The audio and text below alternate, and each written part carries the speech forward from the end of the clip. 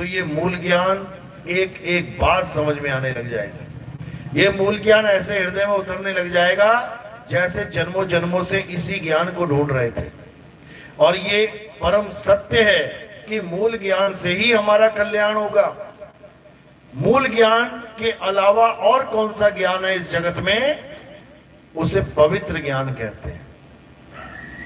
पवित्र ज्ञान यानी कोई हिंदू बच्चा है तो हिंदू के घर का संस्कार लेके पूजा पाठ करेगा, कोई मुसलमानों का बच्चा है तो मुसलमानों से संस्कार लेके कुरान पढ़ेगा, नमाज पढ़ेगा, कोई सिखों का बच्चा है तो अपने माता पिता से संस्कार लेके गुरुद्वारे जाएगा, पूजा पाठ करेगा, वाहिगुरु वाहिगुरु जपेगा, कोई ईसाइयों का बच्चा है तो अपने माता पिता से संस्कार लेके ईसा मसीह को प्यार करेगा, चर्च में जाएगा।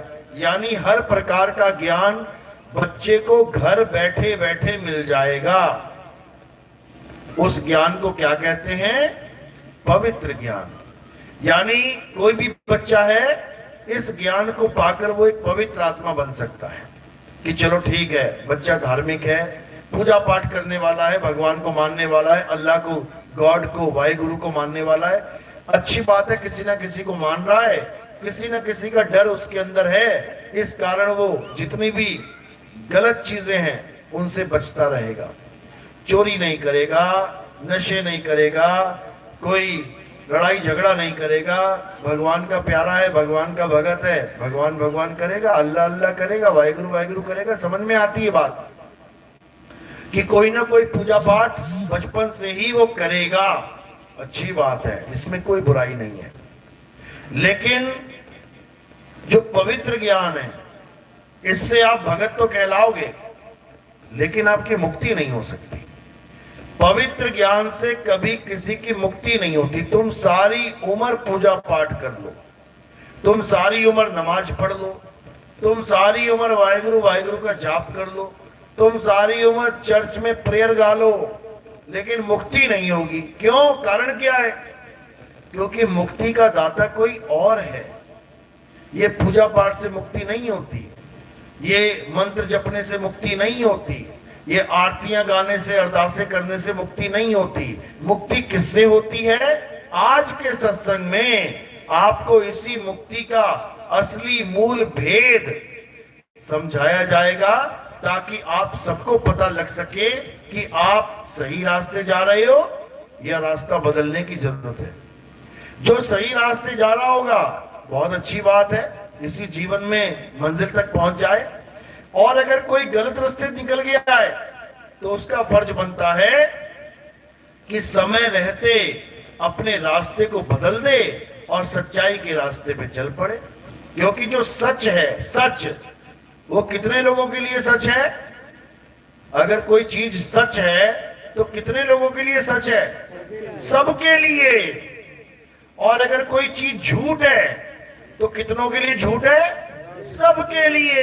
यानी पक्षपात का कोई मुद्दा ही नहीं है कि मैं इसको मानूंगा, मैं इसको नहीं मानूंगा। अगर यहां पर एक जहर की शीशी रख दें तो हिंदू पी के मरेगा या मुसलमान या सिख या ईसाई? सब मर जाएंगे, जो पी लेगा मर जाएगा। यानी ये जहर किसके लिए खतरनाक है? सबके लिए। और यहां पर अब अमृत रख दें तो जो इसको पी लेगा अमर हो जाएगा। ये अमृत किसके लिए लाभदायक है? सबके लिए। बस इस चीज को दिमाग में रख के सत्संग सुनना है। मुझे नहीं पता आप हिंदू हो, मुसलमान हो, सिख हो, ईसाई हो, मुझे कुछ नहीं पता। मुझे केवल दो चीजें पता है, क्या है असत्य और क्या है सत्य। बस जिसको सत्य चाहिए होगा सत्संग में से कुछ ले लेना, और जिसको सत्य नहीं चाहिए तो असत्य तो पहले से पकड़ के बैठे हो, अपना करते रहना जो करना है, कोई बात नहीं। जन्मों जन्म बीत गए जन्म लेते लेते, कुछ जन्म और सही, उसमें क्या बड़ी बात है। लेकिन जो सत्य को इसी जन्म में पाना चाहते हैं वो मेरी एक एक बात को ध्यान से सुनना, ताकि तुम्हारा इसी जन्म में कल्याण हो जाए। मैं यहां पर किसी को बड़ा छोटा करने या किसी को सही गलत ठहराने नहीं आया हूं। मैं यहां पर अपनी केवल दो बातों को रखने आया हूं कि क्या है असत्य और क्या है सत्य। तो आज का सत्संग इसी सत्य और असत्य पे निर्भर है, इसी के ऊपर पूरी बात चलेगी। एक एक बात को समझने की कोशिश करना और मालिक से अरदास करेंगे कि जहां तक ये आवाज जा रही है, जो भी इस आवाज को सुन रहा है, वो घर बैठे सत्य और असत्य का निर्णय कर पाए। परमात्मा से अरदास करते हैं कि इतनी विवेक शक्ति मिल जाए उसे कि किसी से पूछने की जरूरत ही ना पड़े कि क्या सत्य और क्या असत्य, वो खुद जानकार हो जाए। जैसे सरकार जब नया नोट निकालती है कोई भी, तो वो क्या करती है, वो असली नोट और नकली नोट दोनों की पहचान बता देती है, सबको बता देती है। एटीएम में जाओगे दोनों नोट छपे होंगे वहां पे, असली में क्या क्या होता है और नकली में क्या क्या होता है वो साफ बता देती है। अब ये तुम्हारा फर्ज है कि उस ज्ञान को अच्छे से धारण करो और गलती से भी कोई नकली नोट मत ले लेना, नहीं तो क्या होगा, नुकसान हो जाएगा। चलो वो तो नकली नोट है, 500, 1000, 2000 का, कोई बात नहीं, फिर आ जाएगा। लेकिन ये इंसान जन्म अगर नकली नोट के चक्कर में निकल गया, यानी नकली तत्व के चक्कर में निकल गया, तो मेरे भाई ये दोबारा नहीं मिलेगा जल्दी। इंसान जन्म एक बार बीत जाए, दोबारा इंसान जन्म लेने के लिए 1,84 बार जन्म लेना पड़ता है। 84 लाख बार जन्म लेके तब जाके इंसान का जन्म मिलता है। इसलिए बहुत बड़ा समय बीत जाएगा। इससे अच्छा है कि अभी 1 घंटे के अंदर अंदर ये जान लो कि सत्य क्या है, असत्य क्या है, और उसके बाद जो तुम्हें लगे वो करो। हम ये नहीं कहते मेरे पीछे लग जाना, बिल्कुल नहीं। तुम सत्य के पीछे लगो, जो सत्य है उसको कस के पकड़ लो, तुम्हारा कल्याण हो जाएगा, 101% हो जाएगा। तो आज का सत्संग शुरू करने से पहले परम पिता परमात्मा के नाम पे जयकारा लगाएंगे और सत्संग शुरू करेंगे। बोलिए परम पिता परमात्मा की, सतगुरु बंदी छोड़ कबीर साहिब की, सतगुरु मदनपति साहिब की, दीवान जौहरपति साहिब की, सतगुरु राम सेवक साहिब की, सतगुरु वैरागपति साहिब की, कलीनापुर धाम की, सभी संतों की, पंडाल में आए सभी भक्तों की, इनके माता पिता की, इनके गुरु गोविंद की, इस गांव नगर बस्ती की, आज के आनंद की, सकल हंस को बंदगी, साहिब बंदगी, सतनाम सतनाम। बोल सतगुरु नित्य साहिब महाराज की जय। तो हमने केवल 2 ही बातों पे विचार करना है, क्या है असत्य और क्या है सत्य। कबीर साहब कहते हैं, सतगुरु ऐसा चाहिए जैसा सूप सुहाए, और सार सार तो कही रहे, थोथा दे उड़ाए। यानी गुरु होता ही वही है जो सार सार तो कही रहे, यानी सत्य सार तुम्हें बता दे और थोथा दे उड़ाए। जितना भी नकली माल है इस दुनिया में, जिसकी पूजा चल रही है, उस सबको उड़ा दे, खत्म कर दे।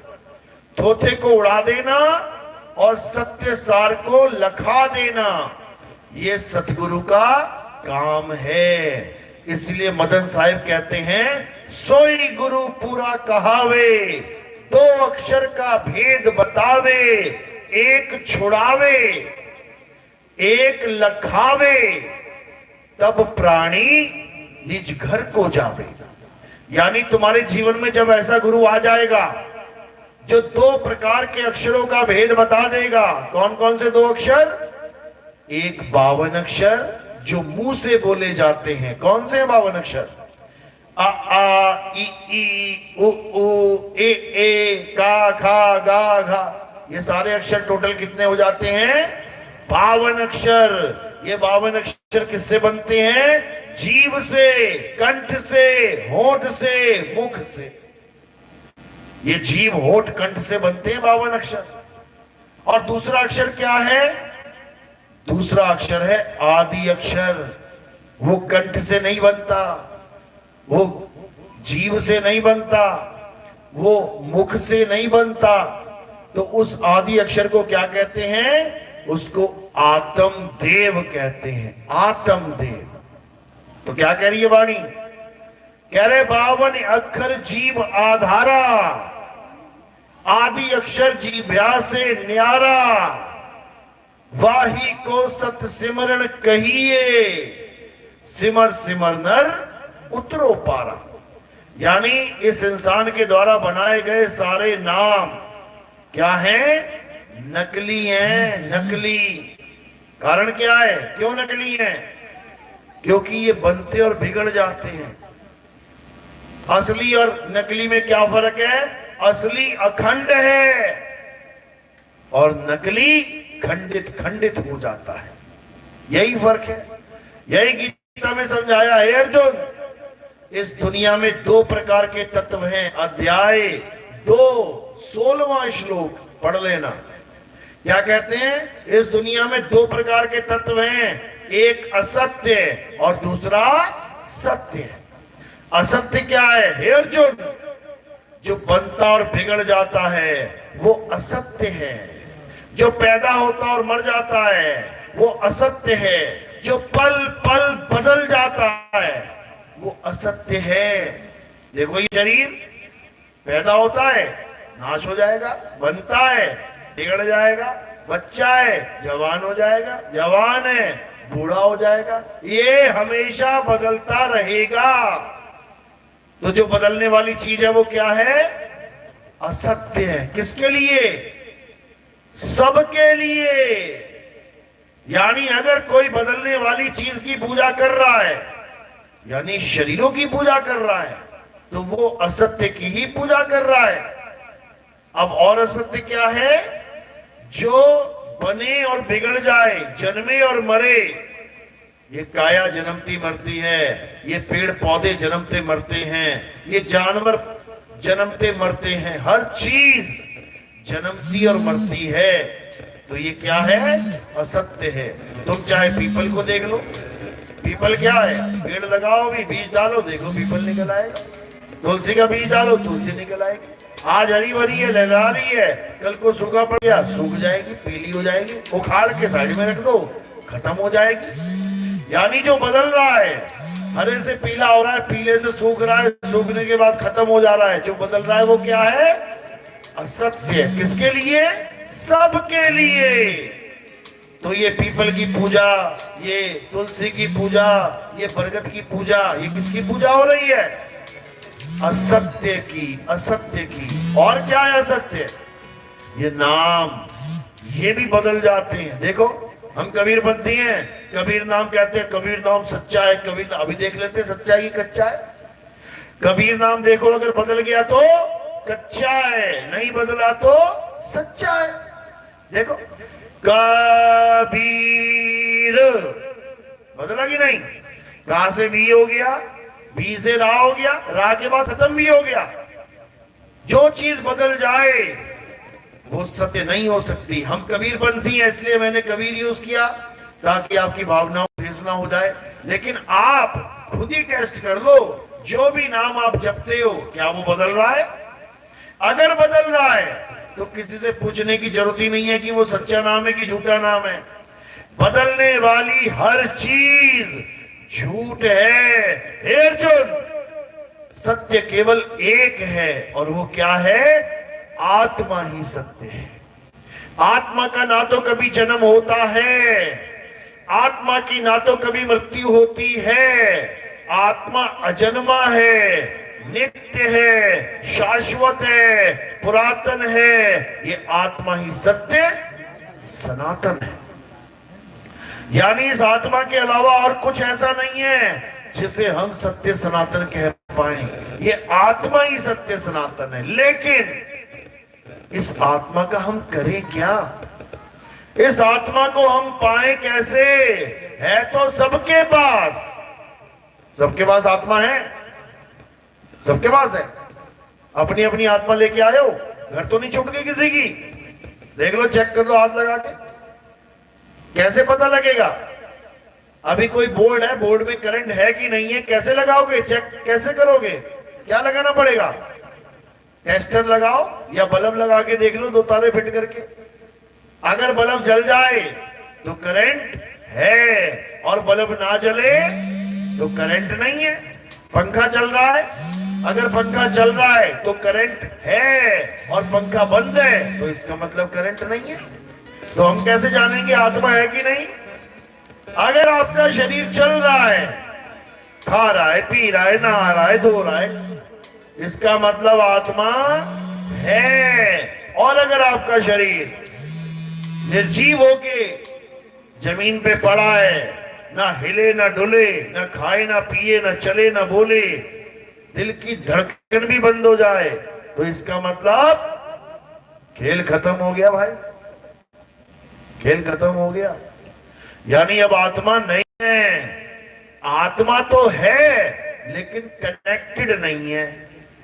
घर में करंट तो होता है लेकिन तुम केवल स्विच ऑफ कर दो, घर में पूरे करंट है, मीटर में करंट है, तारों में करंट है, लेकिन तुमने एक बटन दबा दिया पंखे के स्विच ऑफ का, तो करंट पंखे में नहीं जाएगा। समझो, इसी प्रकार हमारा भी एक स्विच है, ये ऑन और ऑफ हो जाता है। इसीलिए कहते हैं मेरे पिताजी ऑफ हो गए, ऑफ कह देते हैं, पिताजी ऑफ हो गए, मतलब उनका स्विच ऑफ हो गया। अब बोले ना डोले, ना खाए ना पिए, अब मिट्टी की ढेरी बन गए पिताजी। जिसको मैं पिताजी पिताजी कर रहा था, ये पड़े पिताजी, कोई ना बोले पिताजी। अब लाश कह रहे हैं, लाश पड़ी है, लाश, क्योंकि पिताजी शरीर छोड़ के जा चुके हैं। अब वहां पे नहीं है पिताजी, कोई कहे कि इसमें पिताजी बैठा हुआ है। पिताजी तो चले गए। और बोलते भी हो, शाम को 7 बजे मेरे पिताजी ने देह त्याग कर दिया, पिताजी ने शरीर छोड़ दिया। देखो छोड़ दिया, कैसे छोड़ दिया? ऐसे छोड़ दिया।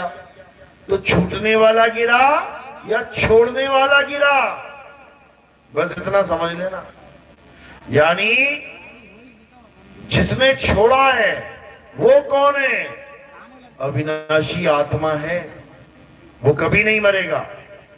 और जो छोड़ा गया है वो क्या है? वो नाशवान शरीर है, वो कभी नहीं रहेगा, सदा सदा कभी नहीं रहता, ये इसका नाश होता ही होता है। तो अब क्या करना है? अब उस तत्व को जानना है जिसके कारण ये काया चल रही है, बोल रही है, खा रही है, पी रही है, गा रही है, बजा रही है। अब उस आत्मा को जानना है जिसके कारण तुम बोलते हो जय श्री राम, जिसके कारण तुम बोल रहे हो अल्लाहू अकबर, जिसके कारण तुम बोल रहे हो वाहेगुरु वाहेगुरु, जिसके कारण तुम बोल रहे हो हालेलुया। तो ये कौन बोल रहा है, किसके कारण बोल रहा है? अच्छे से समझ लेना। कहते चाम के महल में बोलता राम है, तू राम और चाम को चीन भाई। चाम का महल क्या है? ये है चाम का महल। इसमें कौन बोल रहा है? इसमें राम बोलता है। राम के महल में, चाम के महल में बोलता राम है। समझो, अब वो राम कौन है? वो आत्म राम है, आत्म राम। और वो सब में बोलता है, तुम में है, मुझ में है, घट घट में विराजमान है। वो घट घट मतलब ये मिट्टी नहीं, वरना मिट्टी भी बोल रही होती। ये पानी नहीं, पानी भी बोल रहा होता। ये पत्थर नहीं, पत्थर भी बोल रहा होता। घट का मतलब आत्म घट, आत्म घट में परमात्मा विराजमान है। इसी को कहा जाता है आत्म में राम, राम में आत्म, छीनस गुरमुख विचारे। यानी आत्मा से राम और राम से आत्मा कभी जुदा हो ही नहीं सकते। जैसे दूध से घी और घी से दूध कभी जुदा नहीं हो सकता, क्योंकि दूध के कणों से घी बनता है और घी में दूध के ही कण होते हैं। कैसे जुदा करोगे? नहीं हो सकते। तो यही कबीर साहब समझा रहे हैं, ज्यों तिल माही तेल है और ज्यों चकमक में आग, तेरा साईं तुझ में है, जाग सके तो जाग। कहते कहीं बाहर जाके ढूंढने की जरूरत नहीं है, तेरा साईं तुझ में है। तुझ में यानी पहले तुम्हें यह जानना पड़ेगा कि मैं हूं क्या। क्या ये शरीर हूं, ये हाथ पैर कान नाक आंख बाल खाल, ये मैं हूं? ये नहीं हूं। ये तो मैं अंत समय में छोड़ दूंगा। तो फिर मैं क्या हूं? कबीर साहब कहते हैं तू आत्मा है, तू अविनाशी आत्मा है। अपने आप को जान। अरे तू सिमरन किसका करे, तू ही है आपे आप। तू खुद ही आत्मा है, तू किसको याद कर रहा है? खुद को याद कर। कहते खुद में आएगा तो खुदा को पाएगा। तो अब खुदा को कैसे पाना है? अपनी आत्मा में रमण करना है, अपनी आत्मा में। लेकिन ये कहां लिखा है कि अपनी आत्मा में रमण करो? कई लोग पूछते हैं मुझसे, क्या सबूत है कि आप कह रहे हो आत्मा में रमण करना है? क्या सबूत है कि आत्मा में ही रमण करना है? मंदिर मस्जिद गुरुद्वारे नहीं जाना है, पूजा पाठ हवन यज्ञ नहीं करना है, क्या सबूत है? कहां लिखा है? तो ये कहां लिखा है? गीता में लिखा है। कहां पे? अध्याय 3 श्लोक 17। अध्याय 3 श्लोक 17। 17 को ऐसे याद रखना है। कैसे? सत्य रहे, यानी सारी सृष्टि खत्म हो जाएगी, लेकिन फिर क्या रह जाएगा? सत्य रह जाएगा। तो अध्याय 3 श्लोक नंबर 17 है। तो क्या कहते हैं उसमें? कहते हैं हे अर्जुन, जो अपनी आत्मा में रमण करते हैं, जो अपनी आत्मा में तृप्त हैं, जो अपनी आत्मा में संतुष्ट हैं, उनके लिए कोई धार्मिक कर्म कर्तव्य लागू ही नहीं होता। यानी जो तुम्हारे ऊपर लागू किया गया है, चलो बेटा मंदिर चलो, चलो बेटा मंत्र जपो, चलो बेटा हवन करो, यज्ञ करो, ये करो, वो करो, जो कुछ तुम्हारे ऊपर लादा गया किसके द्वारा? तुम्हारे ही गुरुजनों के द्वारा, तुम्हारे ही माता पिता के द्वारा। अब क्या होगा? अब वो सारा अज्ञान खत्म कर दिया जाएगा। अब उस सब अज्ञान का खेल खत्म, यानी वो पढ़ाई पूरी हो गई। अब क्या करना है? अब आगे की पढ़ाई पढ़ना है। तो आगे की पढ़ाई कैसे पढ़ेंगे? उसके लिए क्या बोल रखा है साहिब ने कि जब लग मिले नहीं शब्द वो साचा, तब लग गुरु करो 10 पांचा। यानी तुमने कोई ऐसा गुरु धारण कर लिया जिसको ज्ञान तो नहीं है, लेकिन हाँ गुरुजी बन के बैठा है और तुमने नाम ले लिया। अब क्या करोगे? ज्ञान तो है नहीं उसके पास, लेकिन नाम ले लिया। कोई भी नाम ले लो, राम राम ले लिया, अल्लाह अल्लाह ले लिया, वाहेगुरु वाहेगुरु ले लिया, कबीरबंदी गुरु है तो कबीर कबीर ले लिया। उससे तुम्हारा क्या होगा? बस तुमने ये जानना है। यानी तुमने कबीर साहब का नाम ले भी लिया और जप भी लिया, उससे हो क्या जाएगा? कुछ नहीं होने वाला, कुछ भी नहीं। इसीलिए कबीर साहब बार बार समझा रहे हैं कि उसको पकड़ जिससे सब कुछ हो रहा है। हिंदू भी चल रहा है किसकी वजह से? आत्मा की वजह से। मुसलमान भी चल रहा है किसकी वजह से? आत्मा की वजह से। सिख भाई भी चल रहा है किसकी वजह से? आत्मा की वजह से। और ईसाई भी चल रहा है किसकी वजह से? आत्मा की वजह से। यानी एक भी धर्म, एक भी पंथ, एक भी संप्रदाय, एक भी इंसान ऐसा नहीं है जो बिना आत्मा के तुम अपनी उंगली हिला के भी दिखा दे। जब आत्मा छोड़ देना शरीर को और पड़ा हो हट्टा कट्टा, वो अपनी एक छोटी सी उंगली भी नहीं हिला सकता। उंगली भी हिल रही है तो किसकी वजह से? आत्मा की वजह से। लेकिन हमारा दुर्भाग्य है कि हम आत्मा को ही नहीं जान पा रहे हैं। आत्मा के द्वारा बनाई जाने वाली मूर्ति को भगवान मान लिया, आत्मा के द्वारा बनाए जाने वाले मंत्रों को भगवान मान लिया, आत्मा के द्वारा बनाए गए जितने भी मंदिर मस्जिद गुरुद्वारे हैं सबको पूज लिया, आत्मा के द्वारा बनाए गए जितने भी तीर्थ स्थान हैं सबने माथा टेक लिया, लेकिन जो आत्मा सब कुछ बना रही है, जो आत्मा सब कुछ कर रही है, उस आत्मा को ही सारी उम्र जान नहीं पाते। यही अज्ञान है, यही अज्ञान है। तो अब क्या करना है? अब अपनी आत्मा को जानना है। कैसे जानेंगे आत्मा को? कहां पड़ी है आत्मा? कहीं रास्ते में दिखाई देगी क्या? कहां है आत्मा? तुम्हारे पास में, वस्तु तुम्हारे पास है, लेकिन तुम्हें नहीं एहसास है, इसीलिए ये जीवन उदास है। लोग कहते बहुत पैसा कमा लिया, बहुत कुछ है, फिर भी एक खुशी नहीं मिल रही है, उदासी रहती है। क्या कमी है? कमी ये है कि तुमने ये धन तो कमा लिया जो छोड़ के जाना है, और वो धन नहीं कमा पाए जो लेके जाना है, इसलिए उदास हो। तो साहिब समझा रहे हैं, कबीर सो धन संचिए जो आगे को होए, सिर पे उठा के गाठड़ी जात ना देखा कोई। कहते जो तू सोच रहा है कि तू बड़ा अमीर हो गया है, ये तेरी गलत फहमी है बेटा। निकल तो तू ऐसे जाएगा जैसे दूध में से मक्खी निकलती है, लेकिन पीछे ये सारा तामझाम छोड़ के चला जाएगा लोगों को लड़वाने के लिए। अब लड़ते रहेंगे, मरते रहेंगे।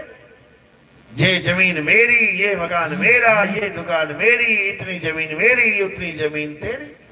अरे आम आदमी का तो छोड़ो, गुरुओं का ये हाल है, गुरुओं का ये हाल है।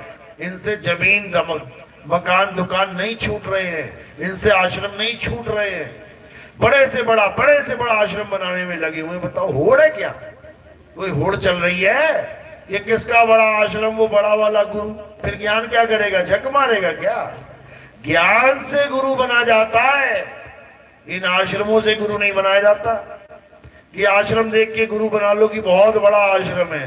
जितना बड़ा आश्रम है बाबा उतना ही फंसा हुआ है, समझ लो आश्रम। समझ लो बात मेरी, नहीं तो करके देख लेना।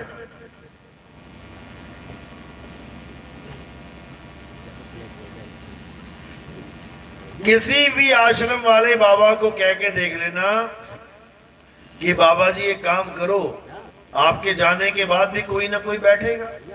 आप अभी बैठा दो, आप निकल लो 4 धाम की यात्रा के लिए, छोड़ दो ये आश्रम, छोड़ दो ये गद्दी, बाबा तुम्हें गालियां देके भगा देगा, कहेगा भाग यहां से, ये कैसा चेला आ गया।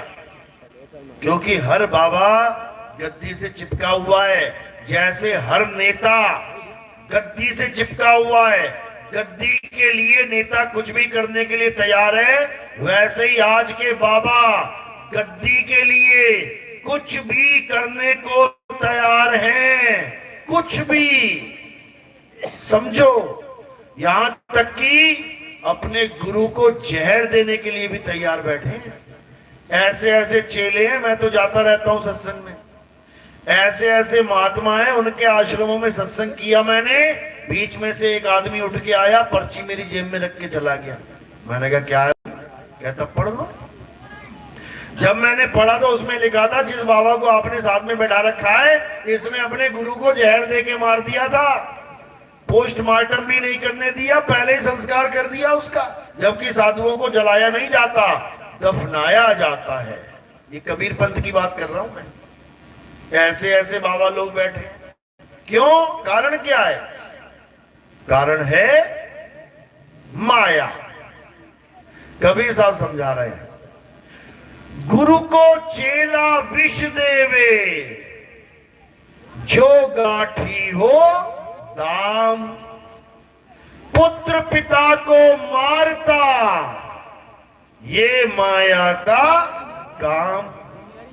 कहते हैं गुरु को चेला विष दे देता खाने में, लो गुरु जी बहुत बढ़िया दाल बनी है आज, लो जी खाओ, खूब घी वी डाल के एकदम बढ़िया, फिर साथ में जहर चिपका के दे देता है। गुरु जी तो हो गए 9 2 11, अब क्या बचा? अब आश्रम बचा, जमीनें बची। अगर ये आश्रम जमीनें गुरु ने ना बनाई होती, बताओ कौन जहर देता? एक गुरु कुटिया बना के बैठा होता, छोटी सी झोपड़ी किसी पीपल के नीचे, तो क्या उसकी मुक्ति नहीं होती? या वो ज्ञानी नहीं कहलाता? सब कुछ होता, लेकिन माया की दौड़ ऐसी लगी पड़ी है कि जिस माया से निकल के गुरुजी आया था कि भक्ति करेंगे, वापस माया ने फिर घसीट लिया उसको। ये ऐसी दौड़ है माया की। और दूर क्या जाना, यहां भगवान राम जैसे नहीं समझ पाए, वो भी घोड़ा दौड़ा रहे हैं कि जहां तक घोड़ा दौड़ेगा ये जमीन मेरी है। कौन सा यज्ञ होता है? कौन सा? अश्वमेध यज्ञ। पता तो सबको है, लेकिन खुद सोचो, जिस राम जी को हम भगवान मानते हैं कि सृष्टि के कुल मालिक हैं, क्या सृष्टि के कुल मालिक को भी घोड़ा दौड़ाने की जरूरत है क्या? क्या कुल मालिक भी घोड़ा दौड़ाएगा कि यहां से यहां तक, यहां से यहां तक मेरी जमीन है और कोई घोड़ा पकड़ लेगा तो मैं लड़ूंगा? ये तो आम जीव के काम है, ये आम राजाओं के काम है, ये भगवान के काम तो नहीं थे। लेकिन माया सबको लपेटे में लेती है। इसीलिए कबीर साहब ने कहा, माया महाठगिनी हम जानी। हम जानते हैं इस माया को, ये कैसे लपेटे में लेती है सबको, एक को भी ना बख्शती है। कहते माया ने बिछाया फंदा और जा से बचा कोई कोई बंदा, कोई कोई। कहते लाखों करोड़ों में कोई एक। और वो एक कैसे बचेगा? वो अपनी आत्मा को जान के बचेगा। आत्मा को जान के, गीता में स्पष्ट लिखा है, हे अर्जुन, जो अपनी आत्मा को जान लेते हैं, जो अपनी आत्मा को पहचान लेते हैं, जो अपनी आत्मा में स्थिर हो जाते हैं, वो सहज ही माया को लांग जाते हैं। माया को लांगते कैसे हैं? आत्मा के द्वारा। जैसे ही तुम ये अनुभव करोगे कि तुम आत्मा हो, तो तुम इस काया माया को लांग जाओगे, तुम माया में नहीं रह जाओगे। लेकिन ये आत्मा का ज्ञान जल्दी मिलता नहीं है। ये बिरले हंस होते हैं जिनकी किस्मत में ये ज्ञान लिखा होता है, बिरले कोई। क्यों? क्योंकि सारी उम्र उसी पवित्र ज्ञान को पकड़ के ये जीवन जीना है। रोज पूजा करनी है, पाठ करना है, रोज वही आरतियां गानी है। भगवान भी कहता होगा, रोज आके वही बातें बोलता रहता है, वही आरती गाता रहता है। कितनी आरती गाएगा भाई? 4-4, 5-5 आरतियां गा रहा है। भगवान को तुम्हारी आरतियों की जरूरत नहीं है। ये आरतियां किसने बनाई? ये भक्तों ने बनाई है, अपने मन से बैठे बैठे बनाते रहे। भगवान ने थोड़ी नहीं कहा मेरी आरती करो। भगवान क्या कह रहे हैं? हे अर्जुन, अगर तुम सत्य को जानना चाहते हो, अगर तुम सत्य को प्राप्त करना चाहते हो, तो क्या करो? किसी तत्वदर्शी संत की शरण में जाओ। अब तत्वदर्शी संत क्या होता है? नाम में ही अर्थ छुपा हुआ है। कोई कहता है नाम जपाने वाला तत्वदर्शी होता है, बिल्कुल नहीं। कोई कहता है श्वासों का जपा जाप कराने वाला तत्वदर्शी होता है, बिल्कुल नहीं। कोई कहता है 5 नाम 7 नाम 10 नाम जपने वाला तत्वदर्शी होता है, बिल्कुल नहीं। तो तत्वदर्शी क्या होता है? तत्वदर्शी का मतलब समझ लो। तत्वदर्शी 2 शब्दों से बना है। पहला शब्द है तत्व। तत्व का मतलब क्या है? 2 प्रकार के तत्व है, एक 5 तत्व यानी नकली, और एक आत्म तत्व यानी असली। तो तत्वदर्शी क्या करता है? नकली छुड़ा देता है और असली लखा देता है। सोई गुरु पूरा कहावे, जो 2 अक्षर का भेद बतावे, एक छुड़ावे। नकली माल छुड़वा देगा। एक लखावे, आत्म ज्ञान, आत्म साधना, आत्म बोध, आत्म चिंतन करना सिखा देगा। एक छुड़ावे, ये सारे नाम छोड़ दो। एक लखावे, उस आत्मा को लखाव करवा लो, बस इतनी सी बात है। एक छुड़ावे एक लखावे, तब प्राणी निज घर को जावे। तो निज घर क्या है? निज घर तुम्हारा आत्म स्वरूप है। अपने आत्म स्वरूप में ही जाना है, वो तुम्हारा निज घर है। और ये काया स्वरूप क्या है? ये तुम्हारा नकली घर है, ये नकली घर है। अभी किस घर में रहते हो तुम? इस 5 तत्व के घर में। तो ये नकली घर है, ये छोड़ना पड़ेगा। सबने छोड़ना है ना। कोई पक्की मोहर तो नहीं लगवा के लेके आया मैं कभी नहीं छोड़ूंगा। सबको छोड़ना पड़ेगा, सबको। चाहे वो भगवान का भक्त है चाहे नहीं है, चाहे वो गुरु का चेला है चाहे नहीं है, इससे कोई मतलब नहीं। जो जन्मा है यानी इस 5 भौतिक शरीर में आया है, उसको जाना पड़ेगा। कोई माई का लाल नहीं रोक सकता। रोक के देख लेना।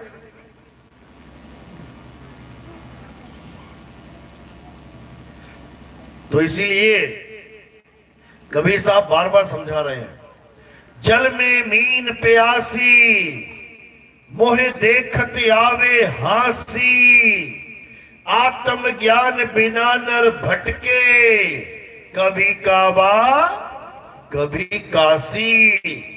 यानी जिसको आत्म ज्ञान नहीं हो पाता। आत्म ज्ञान का मतलब क्या है? कोई कहे राधे राधे राधे जप लो 8 करोड़ बार 10 करोड़ बार, ये आत्म ज्ञान नहीं है, झूठ है ये। अगर कोई ऐसी बात कर रहा है कि राधे राधे जपने से आत्म ज्ञान हो जाएगा, वो भी 8 करोड़ 10 करोड़ बार, ये बात झूठ है भाई। कोई कहे अल्लाह अल्लाह करने से आत्म ज्ञान हो जाएगा, बिल्कुल झूठ है। कोई कहे वाहिगुरु वाहिगुरु करने से आत्म ज्ञान हो जाएगा, बिल्कुल नहीं होगा। कारण क्या है? क्या नामों में कमी है? कोई नाम बहुत प्यारे हैं, नाम बहुत अच्छे हैं, लेकिन आत्म ज्ञान का मतलब ये होता ही नहीं है कि तुम किसी के नाम को। आत्म नाम जुड़ते ही, यानी किसी भी शब्द में अगर आगे आत्म जुड़ गया, आत्म, तो बात किसकी तरफ चली जाती है? अपनी तरफ, खुद की तरफ। जैसे कोई तुम्हें कहे कि एक कथा लिखो, अब तुम कहोगे किसकी? किसी की भी लिख दो भाई, तो तुम लिख दोगे। अब अगर तुम्हें कहा कि आत्म कथा लिखो, अब जब तुम आत्म कथा लिखोगे तो किसके बारे में लिखोगे? खुद के बारे में। उसके बाद तुम सब भूल जाओगे। जितनी भी कथाएं तुम्हें याद है लोगों की, सब छोड़ दो, सब छोड़ दो। और क्या करो? अपनी आत्म कथा लिखो। 100 में से 100 नंबर मिल जाएंगे तुम्हें। और अगर तुमने अपनी आत्म कथा के अलावा राम जी की कथा लिख दी, श्याम जी की कथा लिख दी, हनुमान जी की कथा लिख दी, किसी भगवान की कथा लिख दी, तो कितने नंबर मिलेंगे? 0। 0 मिलेगा, बड़ा वाला अंडा, समझ लो। तो आत्म शब्द जुड़ते ही मामला बाहर का नहीं रह जाता, मामला खुद से जुड़ जाता है। अभी कोई कहे अरे गली में हत्या हो गई, तो तुम्हारे दिमाग में एकदम क्या आएगा? किसने करी होगी? शायद उसने, शायद उसने, शायद उसने। लेकिन अगर कोई कहे गली में किसी ने आत्महत्या कर ली है, आत्म नाम जुड़ गया ना, अब किस पे शक जाएगा? उसी इंसान पे जिसकी हत्या हुई है। क्यों? क्योंकि उसने आत्महत्या की है। आत्म का मतलब है खुद का, किसी और का नहीं। तो आत्महत्या का मतलब कि खुद की हत्या खुद ने की है, किसी और का नाम नहीं लिया जाएगा। इसी प्रकार आत्मरक्षा, एक आदमी बंदूक लेके घूम रहा था। तुमने पूछा भैया काहे बंदूक लेके घूम रहे हो? क्या कह रहा है? मैं अपनी आत्मरक्षा के लिए लेके घूम रहा हूं। जहां आत्म लग गया, किसकी रक्षा हो रही है वहां पे? खुद की। अपनी जान बचाने के लिए मैं बंदूक लेके घूम रहा हूं, किसी और की नहीं। इसी प्रकार आत्मनिर्भर, किस पे निर्भर हो गए? खुद पर। आत्म शब्द जुड़ते ही बाहर वालों से कनेक्शन टूट जाता है। आत्म शब्द जुड़ते ही कनेक्शन तुमसे खुद से जुड़ जाता है। तो इसी प्रकार आत्म ज्ञान यानी किसका नाम लेना है? किसका नाम लोगे? राम जी का, श्याम जी का, हनुमान जी का? किसका? खुद का। तुम्हें खुद का नाम जानना है कि मेरा क्या नाम है। ये नाम तुम्हारा नाम नहीं है जो माँ बाप ने दे दिया। हिंदुस्तान में बच्चा पैदा हुआ तो हिंदी में दे दिया, अरब देश में बच्चा पैदा हुआ अरबी में दे दिया, अंग्रेजों के बच्चा पैदा हुआ अंग्रेजी में दे दिया, जापान में बच्चा पैदा हुआ जापानी में दे दिया। ये नाम तुम्हें खैरात में मिले, फ्री में मिले ये नाम? ये किसी और ने दिए हैं तुम्हें नाम? ये तुम्हारे नाम नहीं है। तुम्हारा नाम क्या है? वो तुम्हें गुरु देता है। गुरु वो तुम्हें बताएगा कि तुम्हारा असली नाम क्या है, और कोई नहीं बता सकता। तो नानक साहब भी यही समझा रहे हैं। जब उनको गुरु मिला तो क्या बोले? कहे नानक ये तेरी वडियाई, कोई नाम न जाने मेरा। यानी मेरा कोई नाम नहीं जानता। मेरा नाम क्या है? कोई नहीं जानता, वो केवल गुरु जानता है। यही बाबा बुल्ले शाह बोले। क्या बोले? बुल्ला की जाना मैं कौन। बुल्ला क्या जाने कि मैं कौन हूं? ये कौन बताएगा? गुरु बताएगा। बुल्ला तो अपने आप को काया मान के बैठा हुआ था। बुल्ला अपने आप को आदमी मान के बैठा हुआ था। हम भी अपने आप को आदमी और औरत मान के बैठे हुए हैं। बस यही अज्ञान है। ना हम आदमी ना हम औरत। आदमी और औरत क्या है? 5 तत्व का नाशवान शरीर। और हम क्या हैं? हम परमात्मा के अंश जीव अविनाशी हैं। गाते भी हो, ईश्वर अंश जीव अविनाशी। तो अविनाशी का क्या मतलब होता है? अविनाशी का मतलब होता है जो कभी ना मरे। बताओ कौन नहीं मरेगा? परमात्मा के जीव हो, अविनाशी हो, फिर भी मर जाओगे। अविनाशी होकर भी मर रहा है ये अज्ञानता में। अज्ञानता में अगर एक बार ज्ञानी हो जाए, एक बार इसको आत्मा का अनुभव हो जाए, एक बार ये समझ जाए कि मैं आत्मा हूं, अब बताओ कब मरेगा? आत्मा मरती है क्या कभी? 100 साल बाद, लाख साल बाद, करोड़ों साल बाद, अरब साल बाद, खरब साल बाद। समय की भी मृत्यु हो जाएगी, मृत्यु की भी मृत्यु हो जाएगी, लेकिन इस आत्मा की कभी मृत्यु नहीं हो सकती। तो ये आत्मा क्या है? ये आत्मा ही सत्य है सबके लिए।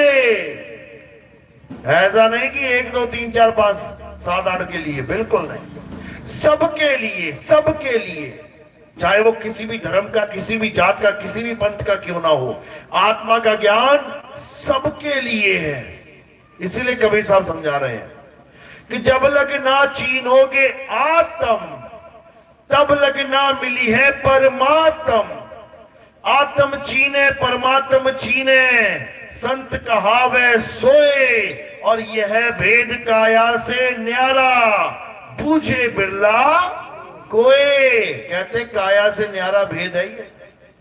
अपने आप को शरीर मत मान लेना। शरीर तो तुमने धारण किया हुआ है। जैसे अभी तुम कपड़े धारण करके आए हो, कोई लाल साड़ी में बैठी है, कोई पीली साड़ी में, कोई हरी कमीज में बैठा है, कोई नीली कमीज में। ये कपड़े तुमने धारण किए हैं, लाल पीले गुलाबी नीले। तुम कपड़ा नहीं हो, तुम कपड़ा नहीं हो। कपड़ा रंग बिरंगा है, तुम्हारा कोई रंग रूप नहीं है, कोई भी। गलती से भी मत समझ लेना कि ये भूरी चमड़ी वाली तुम हो या काली चमड़ी वाला तू है, बिल्कुल नहीं। ये केवल एक शरीर है, 5 तत्वों का मेल है, ऊपर पेंट कर दिया गया। किसी को भूरा पेंट कर दिया, किसी को भूरा कर दिया, किसी को काला कर दिया। जैसे दीवारें रंगी हुई हैं हमारे घरों की, जैसे हमारे मकान पेंट है, एक मकान आया पीला, अगला आ गया नीला, अगला आ गया हरा। ऐसे ये मकान है, देखो ये आ गया गोरा, ये आ गया काला, ये आ गया सांवला, ये आ गया गेहुआ। सारे ऐसे पेंट हैं, ये सारे मकान हैं पेंटेड। इन मकानों में कौन रहता है? जीव, अविनाशी जीव। ये मकान तो मरेंगे, ये मकान तो टूटेंगे, ये मकान तो सड़ेंगे गलेंगे, लेकिन ये जीव, ये ना तो कभी मरेगा, ना कभी सड़ेगा, ना कभी गलेगा। क्यों? क्योंकि ये जीव अजर अमर अविनाशी है। बस गलती क्या कर रहा है? पीव को नहीं जान पा रहा। जीव जीव की पूजा में लगा हुआ है, ये पीव को नहीं पहचान पा रहा। बस इसी का